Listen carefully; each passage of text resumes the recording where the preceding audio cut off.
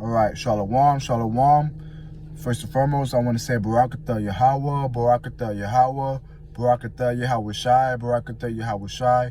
All praises to Yahweh, Bahashem, Yahweh Shai, Bahashem, Kadash, right? And that's all praises to the Most High and the Son. Yahweh is the true name of who people call God today. Some like to say Jehovah, Yahweh, Yahuwah. His true name is Yahweh. In the Hebrew, Yahweh Shai will be the true name of who the world calls Jesus Christ, right? Now today we're going to read a little bit of 2nd Esdras. Yeah, 2nd Esdras chapter 5. We're going to start at verse 17. When you read 1 through 16 in 2nd Esdras, because the Apostle Ta'ar, he did a great breakdown on this earlier. And I have been rereading this whole chapter for the last 2 days, you know. What Esdras was saying is beautiful, you know. He really cared and loved about his people. He really cared and loved his people, Salakia. But the beginning of 2nd Esdras 1 through 15, mainly, Esdras is seeing the destruction, you know. He's seeing the signs of what's going to be happening in the last days. And he's seeing the destruction, you know. He said, woe is me, basically. You know, and he did what Habakkuk did. He was shooken up from seeing the destruction. You know, when you read Habakkuk chapter 3, in 16, Habakkuk sees a vision of Yahweh Shai returning with millions of the angels with his chariots, and it really made Habakkuk afraid, you know. Same with Esdras. Esdras was afraid when you read the first 15 chapters. So we're going to read 2nd Esdras chapter 5, start at verse 17. And 2nd Esdras is in the book of the Apocrypha, you know. Now Esau took the Apocrypha out. He said it was a canon. But the Apocrypha lines up with the prophecies and the scriptures in our Dead Sea Scrolls, right? And the Apocrypha was written before the so-called New Testament. So let's get 2nd Esdras 5:17. It says, knowest thou not that Israel is committed unto thee and the land of their captivity? You see that? It says, up then and eat bread and forsake us not as a shepherd that leaveth his flock in the hands of cruel wolves, right? And that's going into you know, how Israel is left in the land of our enemies, you know. Like it says in Leviticus 26, our enemies, they're going to devour us, right? 19, then say I unto him, and he's having a conversation with Uriel, the archangel, you know. Then said I unto him, go thy ways from me and come not near me. And he heard what I said and went from me. And so I fasted 7 days, mourning and weeping, like as Uriel, the angel, commanded me. So how Esdras was getting visions and all these signs, which is tokens, in the last days, and from the beginning, he was fasting and weeping, you know.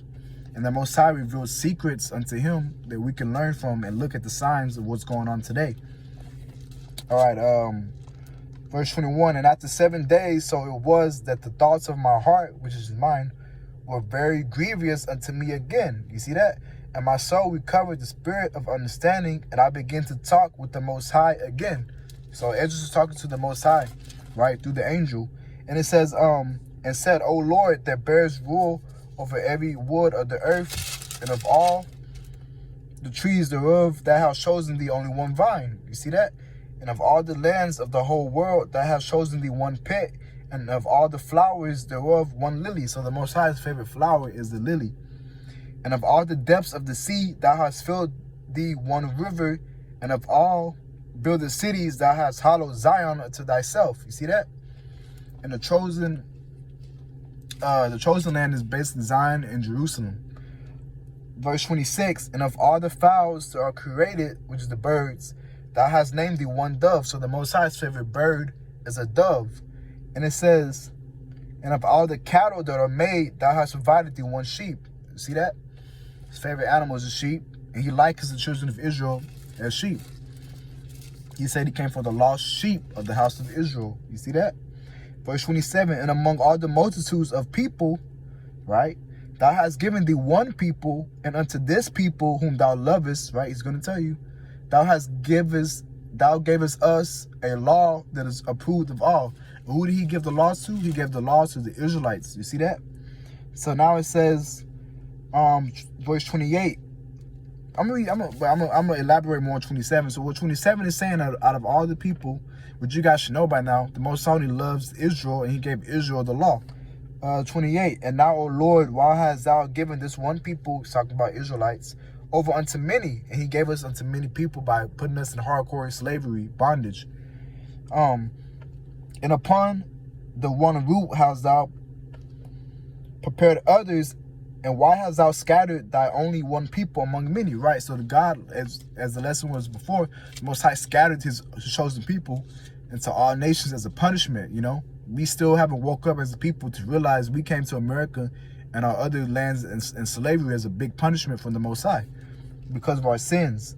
And it says, verse 29, and they which did gainsay thy promise and believe not the covenants have trodden them down. And who's that going into? The heathens, right? They don't believe the law, statutes, and commandments. They don't believe the covenants of the Most High. Like it says in 2 Esdras chapter 3, 2 chapters prior to this, the heathens, they don't consider the ways of the Most High. You know, the only people that kept thy precepts were the Israelites. Verse 30, if thou didst so much hate thy people, yet shouldest thou punish them with thy own hands? Now, when I had spoken these words, the angel that came to me the night before was sent unto me. And he said unto me, hear me, and I will instruct thee. Listen to me, the thing that I say, and I shall tell you more. And I said, speak on, my Lord, and Salakia. And I said, speak on, my Lord. Then said he unto me, thou art sore troubled in the mind for Israel's sake. Right? So he's telling Ezra, you know, you are messed up in the mind for Israel's sake, you know, your people, right? Look what he's about to say. It says, lovest thou that people better than he that made them?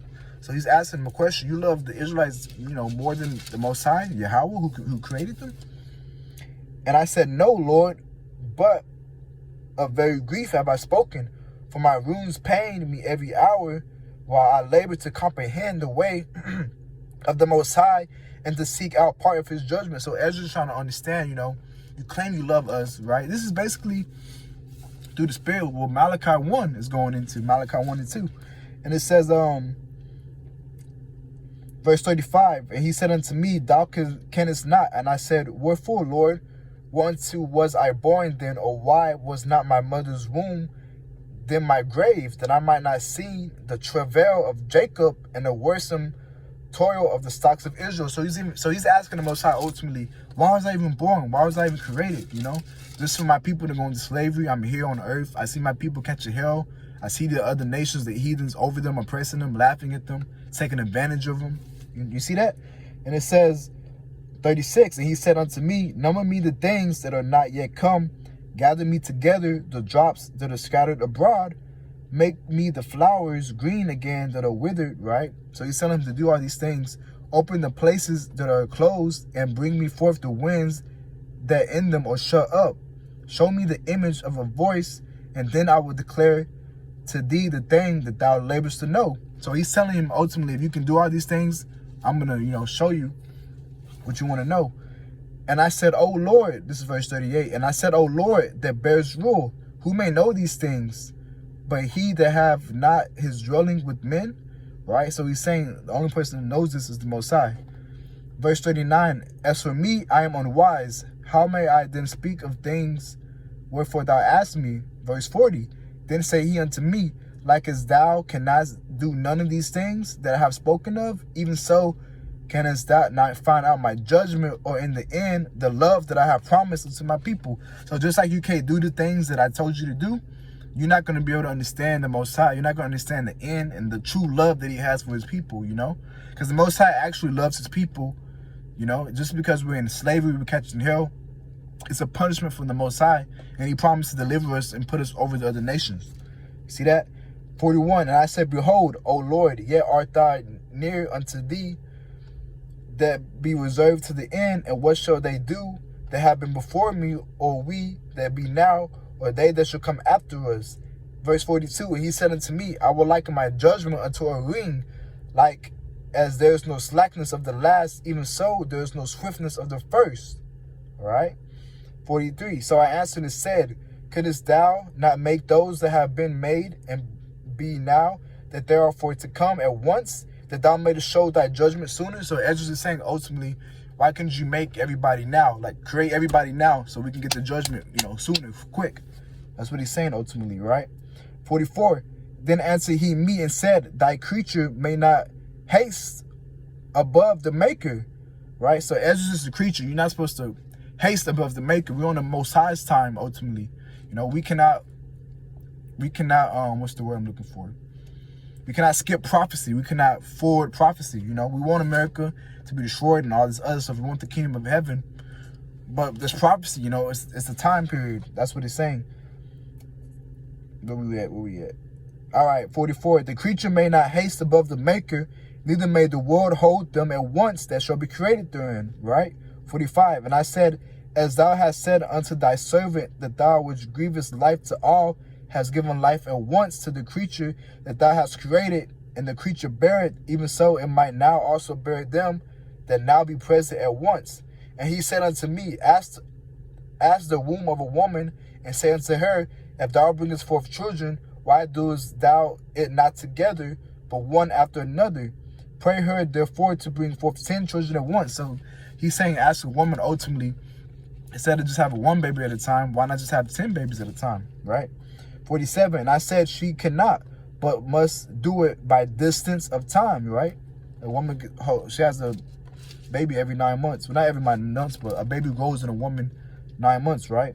And it says, then said he unto me, even so have I given the womb of the earth to those that be sown in it in their times. You see that? For like as a young child may not bring forth the things that belong to the age, right? So just like a young child, he's not going to do things that adults can do, obviously. He's saying, even so have I disposed the world which I created. And I asked and said, seeing thou hast now given me the way, I will proceed to speak before thee, for our mother of whom thou hast told me that she is young, draweth nigh, Slakia, draw now near unto age, right?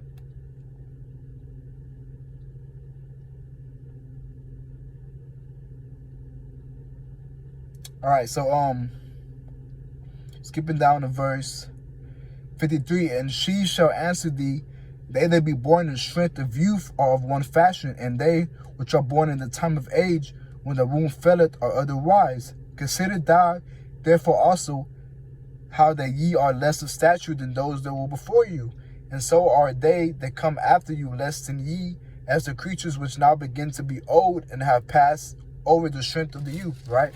So what I got from this ultimately was that in the beginning of time, you know, with Adam and them, the people, they live hundreds and hundreds of years. But now the average person lives to, I think, about 70, right? Then said I, Lord, I beseech thee, I have found favor in thy sight. Show thy servant by whom thou visitest thy creature, right? So that's the end of chapter 5. You know, when you keep reading the story of Esdras, he kept fasting to get, you know, breakdowns of prophecy of what's to come in the last days, you know, so we can know. Now, I hope the lesson was edifying. All right, Shalom. On to the next one.